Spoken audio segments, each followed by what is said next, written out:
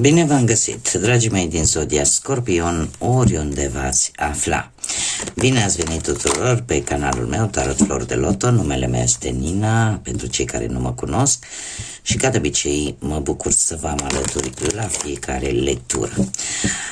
Azi vei face o lectură atemporală, fără limită de timp, așa cum v-am obișnuit. O lectură pe care voi să o puteți urmări oricând doriți sau atunci când apare în viața voastră. Desigur, dragii mei, nu uitați, voi sunteți constructorii propriei voastre vieți, așa că vă rog din suflet să luați decât acele mesaje care rezonează cu voi, iar restul lăsați-le să zboare în univers, pentru că sigur sunt pentru alte energii, alte persoane care într-o mai mică sau mai mare măsură au o legătură cu Zodia Scorpion. Cum de-al minteri puteți urmări și celelalte lecturi, de asemenea atemporale, pe care le puteți găsi în lista Tarot 2025. Așa că, dragilor, haideți să vedem care este energia voastră în acest moment în care urmăriți această lectură. Și ne-a sărit o carte care se numește Discernământ și avem numărul 10. Numărul 10 care ne vorbește de puterea de transformare, care nu vă este străină deloc. Se pare că sunteți într-un moment al vieții în care manifestați ceea ce vă doriți, în care vreți ca anumite dorințe să se îndeplinească, vă faceți planuri, încercați să concluzionați anumite situații, anumite capitole din viața voastră și în felul ăsta să puteți termina ceva pentru a putea începe ceva nou. Eu aș spune că este foarte interesant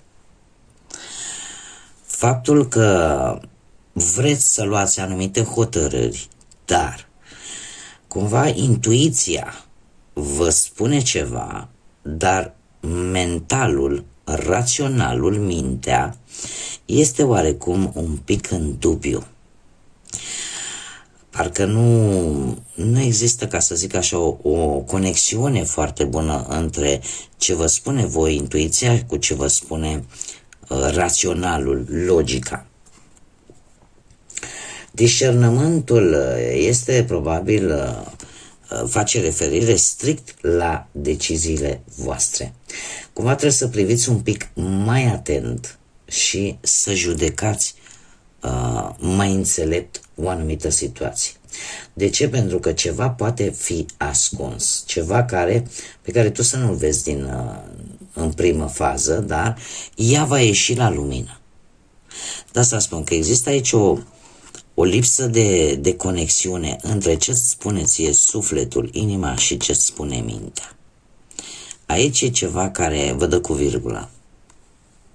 Și cumva simțiți lucrul ăsta. Simțiți că ceva nu e în regulă, simțiți că ceva se ascunde. Doar că în momentul în care va trebui să iei o decizie, este foarte complicat. Este foarte complicat.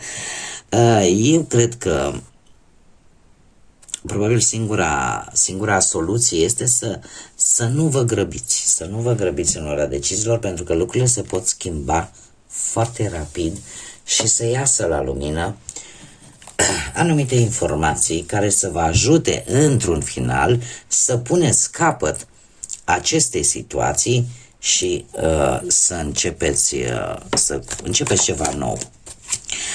Haideți să vedem ce ne spune tarotul pentru dragii mei din Scorpion pe plan profesional. Da, se pare că ați avut un blocaj. Dar un blocaj, eu aș spune că un blocaj mai mult voit. Da, foarte interesant. Este un blocaj pe care l-ați avut cu puțin timp în urmă, pe plan profesional. Sau poate un sacrificiu pe care voi l-ați făcut și pe care, din păcate, poate la locul de muncă, lumea nu l-a văzut. Și eu zic că nu e nimic nou. Nimic nou sub soare să vi se întâmple acest lucru. Dar, cumva, unii dintre voi v-ați sacrificat până aici, știm lucrul acesta. doar că ați vrut să așteptați ca lucrurile să se schimbe sau să se vadă ceva sau cineva să vadă de fapt sacrificiul vostru, valoarea voastră din punctul ăsta de vedere al carierei, da? al muncii. Iar în acest moment avem moartea, arcanul vostru major, care vă și reprezintă ca și zodie, care despre ce credeți că îmi vorbește? Despre schimbări, dragilor, despre acea putere de transformare care vă caracterizează atât de bine pe voi. Este acea energie care îți spune, știi, eu mă sacrific. Dar se pare că sacrificiul pe care voi l-ați făcut în plan profesional va da rezultate. Pe voi vă ajută. Este un paradox. Cum îmi place să o spun, pentru că fiecare zodie are un aspect, cum să spun eu, pozitiv la superlativ. La voi, această calitate a transformării este o calitate pe care voi o aveți. Ca și zodie, la modul general, voi vă transformați, voi sunteți capabili ca indiferent de unde sunteți și câte sacrificii faceți, voi vă ridicați de jos. Aveți acea resursă de a vă regenera. Iar moartea pe plan profesional îmi spune că vine o schimbare favorabilă sau poate pur și simplu îți vine o idee nouă care efectiv te ridică de jos. Relațiile, de exemplu, cu șefii, cu colegii se îmbunătățesc pentru că tu găsești resurse din pământ, din iarbă verde, cum e vorba românească, găsești resurse. E ca și cum ai zice, nu știu, un exemplu, nu știu cât de plăcut e, dar ăsta îmi vine în minte acum. E ca și cum ai intra într-o moarte clinică dintre care te trezești și ai de 20 de ori mai multă putere în tine. Da? Metaforic vorbind. Viitorul apropiat se anunță bun, de ce avem un 2 de cupe frumos care îmi spune că vei fi apreciat, vei ști să te faci apreciat, vei ști să te faci valoros și dacă ești în căutarea unui job, vei găsi acel job benefic pentru tine. Da? 2 de cupe este o carte foarte pozitivă care vorbește de pozitivitate, de echilibru și de noi, mare atenție, de noi relații, de muncă de data aceasta. Haideți să vedem cu bănuții cum stați. Da, păi dacă am stat bine, am stat prost cu munca, uite că stăm prost și cu bănuții. Foarte interesant. Dragii mei dragi, haideți să o luăm cu începutul. Avem un 10 de bâte, dragilor. Pe plan financiar, cu ceva timp în urmă, a fost o presiune din punctul ăsta de vedere al finanțelor. Nu știu, poate datorii, poate cheltuieli, poate ți-a trebuit foarte mult echilibru și foarte multă organizare, ca să zic așa, să traversezi respectiva perioadă. Totuși, în prezent, avem un 7 de spade. În acest moment ar fi bine să nu pariezi, să nu investești, să nu împrumuți, să nu iei decizii în care integritatea ta va fi prețul. Sau mai bine zis, prețul pe care îl vei plăti la sfârșit va fi propria ta integritate. De ce? Pentru că avem și diavolul aici. Și asta mie îmi spune că nu trebuie să te lași influențat de oferte foarte tentante, pentru că sunt mari șanse să pierzi. Deci, cărțile cap-coadă nu-mi spun decât acest lucru. Diavolul, într-adevăr, are o conotație pozitivă când vorbim de bani, dar atâta timp cât este înconjurat și de cărți pozitive. Totuși, din păcate, Și este foarte interesant, chiar am vrut să văd. Diavolul în această situație îmi vorbește de oferte tentante de a face bani. Da, normal banii este o invenție a omenirii și cu care se joacă. Da, cel cu coarne se joacă cu noi, banul. Din păcate poate face atât de mult bine cum poate face atât de mult rău.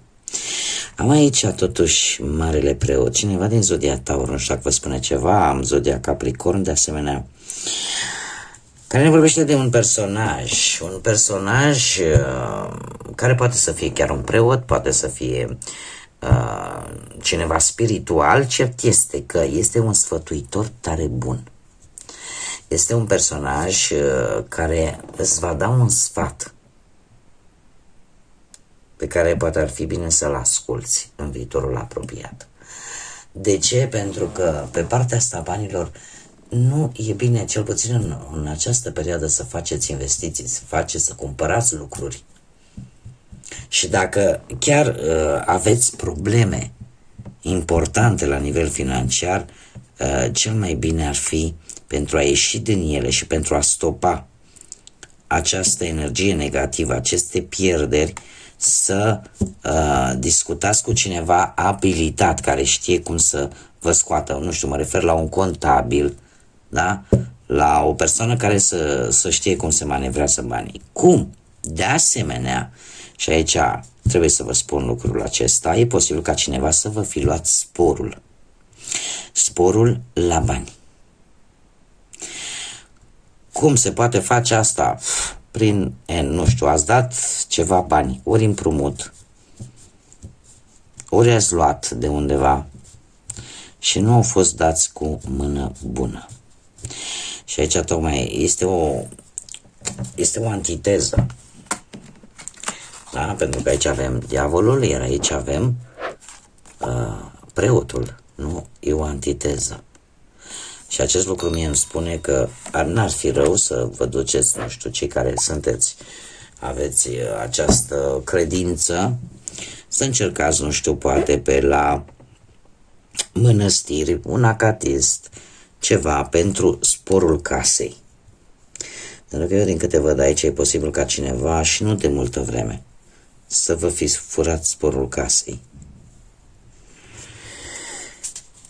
Și să încerce să vă aive la mână cu ceva. E cineva care încearcă să vă țină agățați. Bun. Am dat toate variantele posibile. Voi, dacă rezonați, alegeți ce anume rezonează cu voi.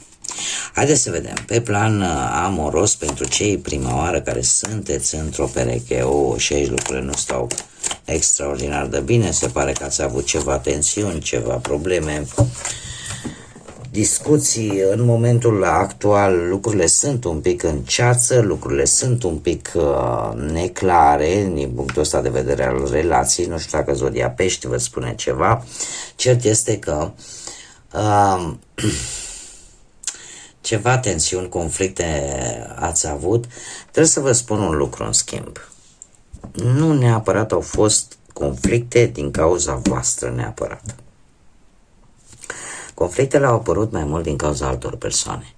Unii dintre voi e posibil să locuiți împreună cu alți membri ai familiei sau cu alte persoane sub același acoperiș. Și cumva discuțiile, ca să zic așa, pe care le-ați avut, tensiunile pe care le-ați avut, eu aș spune că au fost provocate de aceste persoane. Prezentul cu luna asta îmi zice că apar schimbări bruște în relația voastră, ca și cum, chiar dacă există romantism, chiar dacă există atracție, cumva ceva aici, ba e bine, ba nu e bine, ba e bine, ba nu e bine. Viitorul apropiat vine cu acest 10 de monede.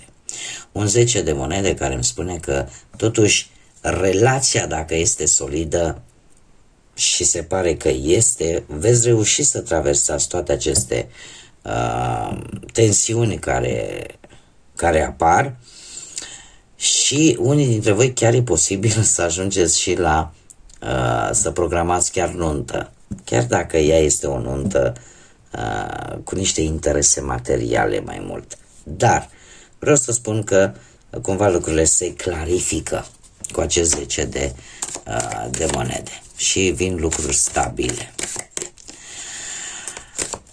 Și lucrurile stabile în relație, eu aș zice, pe o lungă perioadă de timp. Ceva se întâmplă aici.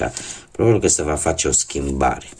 Haideți să vedem pentru cei singuri în urma văduviei, poate a divorțului, a separării sau a simplului fapt că nu ați reușit voi să vă găsiți perechea. Dragilor, nu știu dacă zodiile de aer vă spun ceva, Gemeni, Balanță, Vărsător. Cert este că această regină de spade sunt sentimente pe care voi le țineți ascunse în interiorul vostru sau ați cunoscut pe cineva care are legătură cu zodiile de aer, Gemeni, Balanță sau Vărsător, o persoană care aparent este destul de rece, care a avut un trecut tumultos și care în acest moment parcă nu mai scoate ceea ce simte atât de ușor la suprafață. Poate voi ați devenit, voi înși vă ați împrumutat aceste caracteristici ale reginei de spade și în acest moment sunteți mult mai independenți, mult mai logici, mult mai raționali, cu o gândire mult mai independentă și faceți cumva în așa fel încât atunci când vă expuneți punctele de vedere, cumva faceți ca ceilalți să se teamă, da? Pentru că o faceți într-un mod direct și nu prea vă place să vă mai jucați de-a dragostea. Vreți ceva serios. Prezentul vine cu judecata care îmi spune că în acest moment cumva există oarecum o încercare sinceră de a reîncepe din nou o relație din trecut, o veche iubire, doar că trebuie să vă spun, nu pot să vă mint, viitorul apropiat nu prea sună așa bine, deci avem un 5 de monede care îmi spune că chiar dacă voi ați pus ochii pe cineva, e posibil, există șanse 50-50, jumate-jumate, ca acea persoană să nu vă corespundă sau acea persoană să nu îți răspundă la atenția pe care tu i-o acorzi. Așa că e posibil ca în viitorul apropiat să încercați cumva să vă dați seama dacă nu cumva pierdeți timpul cu cineva care chiar nu merită, care nu are niciun interes vis-a-vis de voi, sau renunțați. Haideți să vedem ce mesaj general am pentru voi, dragilor, din Scorpion pentru următoarea perioadă. Un mesaj, te rog, pentru dragii mei din Scorpion.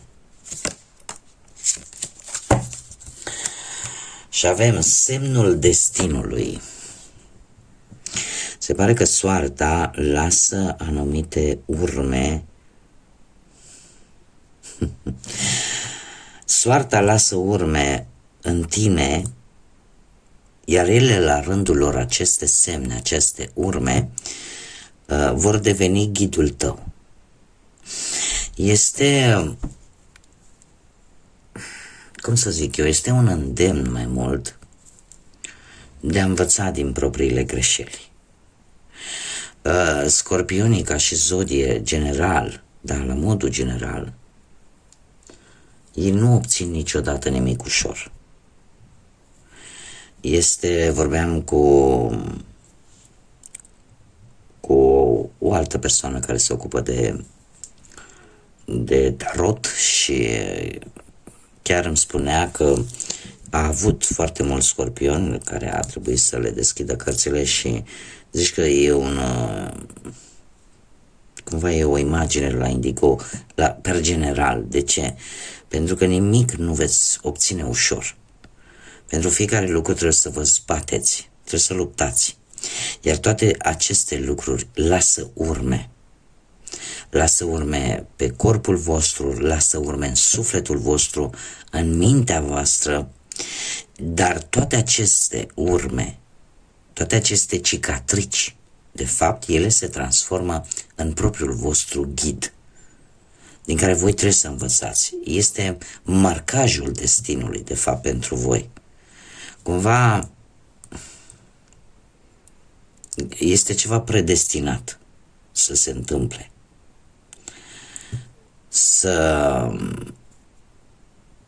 Ca fiecare dintre voi poate să se zbată, să nu poată să obțină ceva ușor. Tocmai de aici acea putere de transformare și acea putere de a renaște de fiecare dată din propria cenușă, de acolo de jos, de a vă ridica de fiecare dată.